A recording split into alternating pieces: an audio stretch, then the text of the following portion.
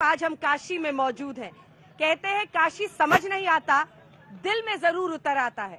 यहाँ की गलियों में भटकेंगे तो सुबह से शाम हो जाएगी, शाम से रात, और घाट के इन अलग अलग हिस्सों में आप पहुंचेंगे तो काशी का एक अलग रंग ही आपको दिखाई देगा।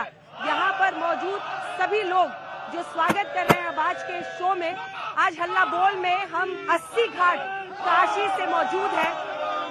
तालियों के साथ आप सभी का बहुत बहुत स्वागत हमारे साथ जुड़ने के लिए। आज काशी की जनता हमारे साथ यहाँ पर जुड़ रही है। आज बहुत सारे सवाल जवाब करेंगे।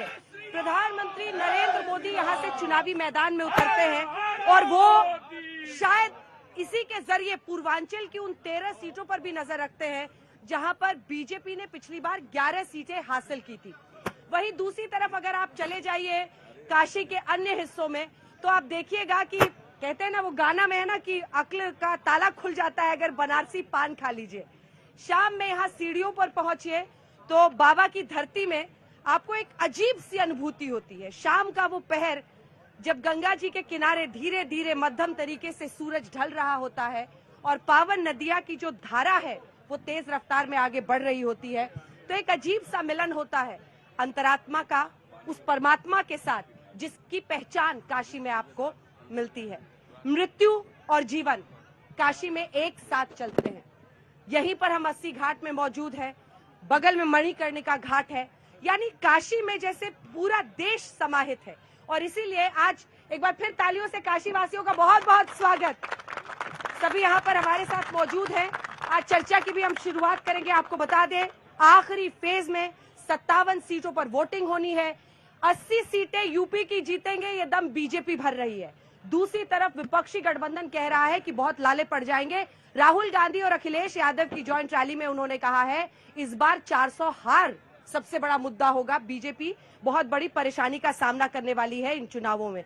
लेकिन बड़ी खबर बताते हुए कि राहुल गांधी और अखिलेश यादव की साझा रैली यानी काशी की धरती में प्रधानमंत्री नरेंद्र मोदी को चुनौती देने के लिए ये जोड़ी उतरी है। काशी ही नहीं, जिन 13 सीटों पर पूर्वांचल में वोटिंग है उसमें गोरखपुर भी है। तो चाहे वो मोदी जी की जमीन हो या फिर योगी की, इन तमाम जगहों पर चुनाव है। इससे पहले कि हम चर्चा की शुरुआत करें, आइए आपको अपनी ये रिपोर्ट। फिर एक बार फिर एक बार फिर एक बार फिर एक बार आभार, एक बार आभार, एक बार आभार, एक बार। आखिरी दौर का चुनाव प्रचार खत्म होने से पहले फिर एक बार के नारे जोर पकड़ने लगे हैं। बीजेपी जीत के दावे भी कर रही है और जीत वाला जोश भी दिखा रही है। साथ ही तीसरी बार के लिए वादे भी कर रही है। देश को और पश्चिम बंगाल को खास एक और बड़ी गारंटी दे रहा है। मोदी की गारंटी है। पहले मैंने गारंटी दी थी न खाऊंगा न खाने दूंगा। अब मेरी गारंटी है जिसने खाया है उससे बाहर निकालूंगा और जिसका खाया है उसको मैं लौटाऊंगा। मोदी जी की सरकार बना दो, हर गांव को भारत में नंबर 1 करने का काम हम करेंगे। दूसरी ओर विपक्ष ने भी चुनावी तापमान बढ़ा दिया है। बेरोजगार युवाओं के बैंक अकाउंट में गर्मी है काफी।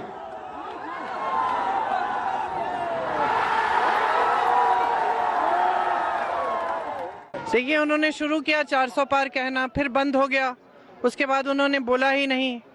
अब फिर से बोल रहे हैं। अब उनका मन बदलते रहता है। वो क्या किस आधार पर कह रहे हैं मुझे नहीं मालूम। मैं तो इतना जानती हूँ कि जनता थक गई है इनकी राजनीति से। जनता थक गई है ये सब बातें सुनने से। जनता चाहती है कि महंगाई पे बात हो, बेरोजगारी पे बात हो, जिन समस्याओं से जूझ रहे हैं उनकी बात हो। लड़की हूँ और लड़ नहीं सकती। हिमाचल प्रदेश की महिलाओं को 1500 रुपया महीना वायदा करके गई थी, 16 महीने हो गए, शक्ल नहीं दिखाई और न ही एक पाई भी महिलाओं को दिलाई। 24,000 रुपए की देनदारी एक एक महिला की राज्य की सरकार की है। क्या ये लड़की उनके लिए लड़ सकती है? इस बीच बीजेपी ओडिशा से लेकर पश्चिम बंगाल तक पूरा जोर लगा रही है। पीएम मोदी का कोलकाता में रोड शो है। उससे पहले उन्होंने बारासात में रैली की और टीएमसी पर निशाना साधा। आज बंगाल में ज्यादातर फैक्ट्रियां बंद पड़ी है। यहां से नौजवान पलायन करने के लिए मजबूर है।